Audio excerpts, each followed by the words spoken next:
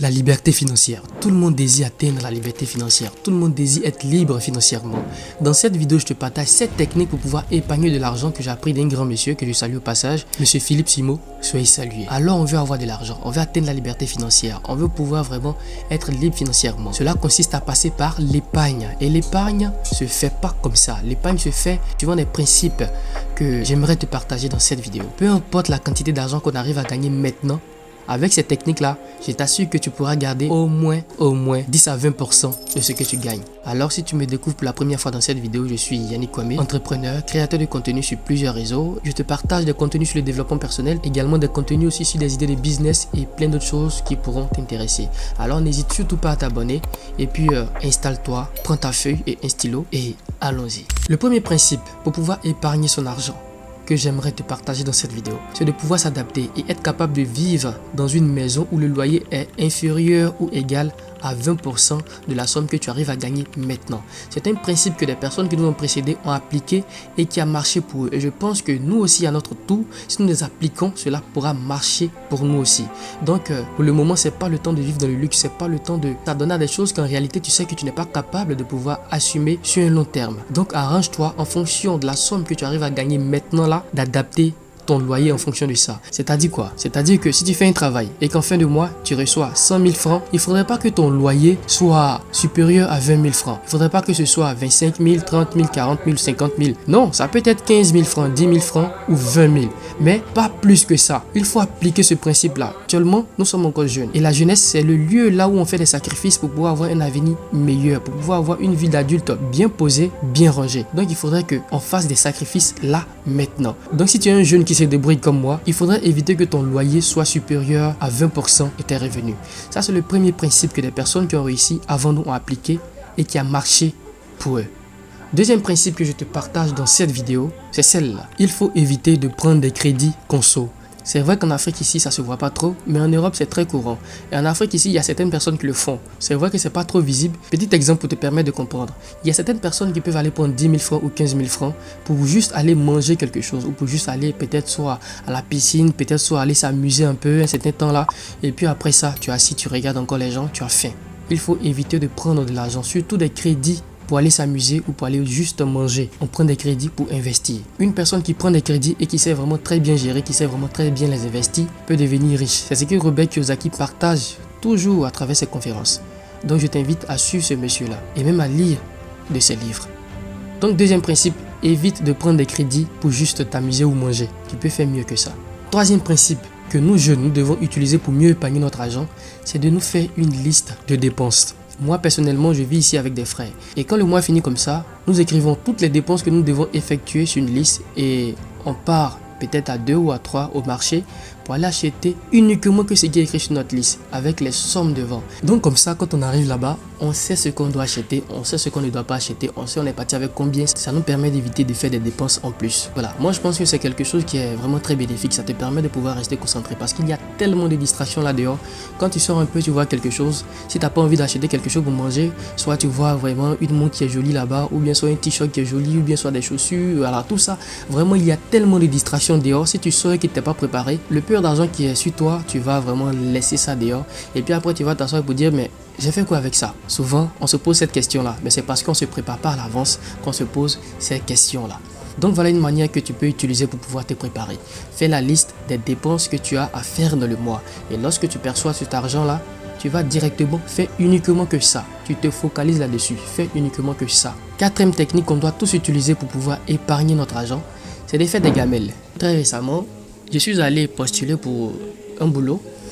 Et ce boulot-là, c'était pour une construction de château d'eau. Vu qu'à l'université, j'ai fait une formation qui est liée à la construction de châteaux, voilà, traitement des eaux usées, eau de consommation, réduction d'eau potable, canalisation, bon bref, gestion de l'eau quoi. Voilà, que ce soit usée ou potable, on gère ça. Donc pour cela, je suis allé me présenter pour ce boulot-là. Et c'est un boulot où on paye 75 000 francs le mois.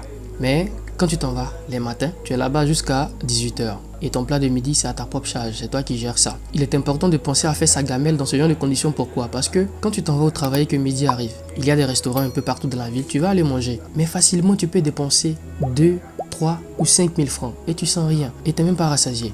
Et demain encore, tu vas faire encore le même geste. Ainsi de suite jusqu'à la fin du mois. Et quand tu perçois ton argent, tu te rends compte que mais rien n'est là. Tu ne passes ton temps qu'à manger avec ça. Or si tu penses à faire des gamelles, c'est-à-dire quoi, te préparer une petite nourriture que tu peux emporter voilà, au travail. Et puis quand on dit midi, c'est la pause, voilà. Tu es assis avec ça léger, tu es en train de manger peut-être soit des trucs de rapide là, du riz gras, des omelettes, des spaghettis, des petits trucs comme ça qui vont pas te coûter beaucoup quoi, tu vois. Voilà, tu peux faire ça pour pouvoir vraiment t'aider à gérer un peu ton argent. C'est une technique que je pense que c'est vraiment très important d'appliquer pour les personnes qui sont dans un cas de travail comme ce que je viens de le dire et qui bénéficient d'une petite somme ou qui sont dans un coin où il faut forcément dépenser beaucoup pour manger à midi. Voilà. Voici une technique que tu peux appliquer tous les midis et ça te permet de pouvoir économiser davantage. Cinquième technique à appliquer. Pas tout le monde, si on veut réellement atteindre l'indépendance financière, c'est de savoir dire non. Sachons dire non. Apprenons à dire non. C'est pas parce que mon ami a acheté de nouvelles chaussures que moi aussi je dois acheter de nouvelles chaussures.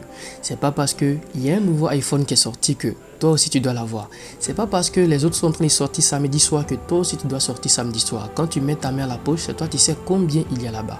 Tu vois un peu, il faut apprendre à dire non. Si souvent on vient vers toi te proposer de sortir, peut-être soit le week-end, tu peux refuser. Tu te dois de refuser parce que tu vises plus loin que ça. Parce qu'aujourd'hui tu veux faire des sacrifices pour pouvoir profiter demain. Et il faut apprendre aussi à dire non lorsqu'on vient te demander des crédits. Il y a des personnes qui sont là à demander des crédits un peu partout. Certains le font pour tester l'amitié. Ils disent que bon, c'est pour tester si mon ami là c'est un bon gars. Donc il vient comme ça et puis il te demande de me prêter peut-être soit 10 000 francs, 15 000 francs, 50 000 francs. Ça dépend de ta condition. Et si tu es une personne qui veut réellement atteindre un certain niveau, je pense que tu dois limiter un peu les crédits. Tu dois même stopper si ce n'est pas un cas urgent, si ce n'est pas un cas de santé, si ce n'est pas un cas vraiment très truc. Il faudrait que tu saches dire non. Quand on te demande des choses, tu dis non. Moi, franchement, j'ai pas. Parce que si tu dis que je donne et après, tu vas me rembourser, tu seras surpris que cette personne, va s'éloigner de toi et va même pas te payer. Ce sont des choses qu'on a déjà vécues et je pense qu'on a tiré des leçons à travers ça. Donc il faut apprendre à dire non, d'accord? Il faut apprendre à dire non pour des choses sans importance. Il faut vraiment être un peu posé pour éviter de mettre un peu ton argent dans des choses qui vont pas réellement te rapporter, qui vont pas réellement t'aider à aller plus loin que maintenant. Sixième technique, il faut apprendre à bloquer ton compte. Il faut apprendre à bloquer ton compte d'épargne. Vous savez, il y a l'application Wave que j'aime beaucoup. Avec cette application, tu peux épargner de l'argent, tu peux mettre de l'argent dans un coffre et puis après, tu bloques. Il faut bloquer parce que si tu dis que je vais juste mettre ça dans le coffre et puis laisser, tu seras forcément tenté. Une situation va se présenter et puis tu vas dire que bon, je peux juste prendre un peu. Et dans prendre un peu, tu es en train de finir avec tes économies comme ça. Donc il faudrait que tu apprennes à bloquer tes économies. Si tu mets de l'argent de côté sur Wave ou sur une autre application ou peut-être soit à la banque ou peut-être soit sur une autre plateforme, il faut avoir un compte bloqué. Il faut apprendre à bloquer parce que c'est une somme que tu ne dois pas toucher. C'est une somme que tu dois garder pour pouvoir réellement te réaliser, pour pouvoir faire des choses demain, pour pouvoir investir. C'est pas une somme qui doit être destinée à peut-être soit acheter des choses sans importance, à acheter peut-être soit des montres pour te faire voir, des chaussures, des chemises et tout ça qui vont pas te servir. Mais il faudrait que tu utilises cela pour pouvoir gagner encore plus d'argent que ce compte sera débloqué. Donc pour le moment, si tu arrives à garder 200, 2000, 1000 francs, 5000, il faut les bloquer. Chaque fin du mois, prolonge la date et tu verras que arrivé à ce moment, tu vas te dire mais j'ai quand même eu un peu et puis tu vas débloquer et faire ce que tu as prévu de faire. Parce que si tu mets juste de côté, si tu mets ça sous ton matelas, je te garantis que tu vas bouffer parce que l'argent a un esprit très fort. Il va te pousser à le bouffer, il va te pousser à toujours penser à lui et tant que tu t'es pas débarrassé de lui, tu seras jamais à l'aise. Donc il faut bloquer ton argent, il faut bloquer ton compte, il faut bloquer l'argent que tu décides d'épargner. Très important. Septième technique qu'on doit tous utiliser pour pouvoir mieux épargner notre argent et atteindre l'indépendance financière, c'est d'éviter de faire des dépenses ou des achats impulsifs. Tu marches là, tu vois quelque chose que tu n'as pas prévu d'acheter et puis tu t'en vas, tu achètes. Tu as acheté ça sur le coup des émotions, 2-3 jours, tu verras que mais tu vois plus son utilité. Tu sais même pas pourquoi tu as acheté. Ça ne rentre pas en ligne de compte avec toi et puis tu regrettes même pourquoi est-ce que tu l'as acheté. Vous savez, comme je l'ai déjà dit, il y a tellement de distractions là dehors. Les gens ont fini avec le marketing. Quand tu te connectes comme ça ou quand tu marches dans la rue, tu vois que tu as tiré un peu partout.